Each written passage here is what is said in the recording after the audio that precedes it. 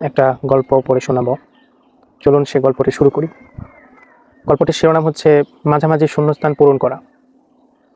একজন ব্যক্তি তার ভাইকে একটি বালতি পাথর দিয়ে পূর্ণ করতে বলল।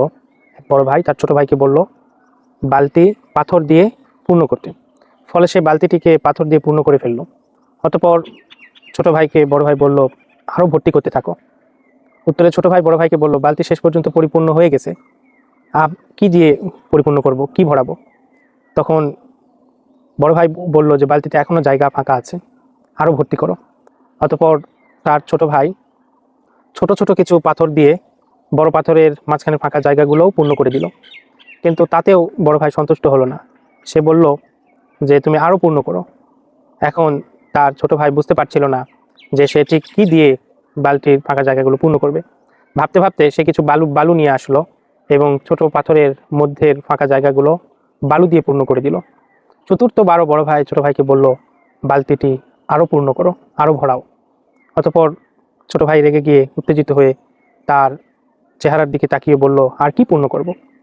তখন বড় ভাই বড় ভাই সে কিছু পানি নিয়ে আসলো এবং বালতির ভিতরে ঢেলে দিল এবং পানিগুলো বালতি ধারণ করলো এবং সমস্ত ফাঁকা জায়গাগুলো পরিপূর্ণ হয়ে গেল। তো এখান থেকে আমাদের শিক্ষা নেওয়ার বিষয় আছে, সেটি হলো যে দেখুন, যখন বড় পাথরগুলো দেওয়া হলো তখনও কিন্তু বালতি পূর্ণ হয় নাই, আরও কিছু ফাঁকা জায়গা ছিল। ছোট পাথরগুলো যখন দেওয়া হলো বালতি তখনও ধারণ করলো। এরপরে যখন বালু দেওয়া হলো বালুগুলো বালতি ধারণ করলো। এরপর ছোট ভাই মনে করেছিল আর তো দেওয়ার মতো কিছুই থাকে না, নেই, তাহলে এখন কি করার? তার মাথায় আসছিল না। কিন্তু বড় ভাই তখনও পানি নিয়ে আসলো এবং বালতিতে ঢাললো এবং বালতি সেগুলো গ্রহণ করলো এবং বালতি সমস্ত ফাঁকা জায়গাগুলো পরিপূর্ণ হয়ে গেল। এটা আমাদের জীবনের সাথে আমরা মিলাতে পারি। আমরা সময়ের যে সদ্ব্যবহার করি সেখানে আমরা প্রথমে বড় বড় পাথর দিয়ে আমাদের সময়গুলোকে সাজাই। আমরা মনে করি যে আমরা তো কাজ করছি, কিন্তু আমাদের জীবনে মৌলিক কাজের পরেও আরও কিছু সময় থাকে যেগুলোতেও প্রোডাক্টিভ কাজ করা যায়, যেগুলোতেও আমরা অন্য কোনো কাজ করতে পারি আমাদের জীবনের জন্য সুবিধার্থে, আমাদের নিজেদের উপকারার্থে। যে সময়গুলোকেও আমরা কাজে লাগাতে পারি, সেটা হয়তো এরকম বড় কাজের মতো না হোক, কিন্তু আমাদের জীবনে ছোট ছোট কোনো সার্ভিস, কোনো জীবন উপকরণ আহরণ থেকে শুরু করে যে কোনো কিছু আমরা করতে পারি। তো সময়ের এই ক্ষুদ্র ক্ষুদ্র ছোট ছোট মুহূর্তগুলো, ছোট ছোট স্পেসগুলোকেও যদি আমরা কাজে লাগাই তাহলে কিন্তু আমরা আরও অনেক কিছুই করতে পারি আমাদের এই ছোট্ট জীবনে।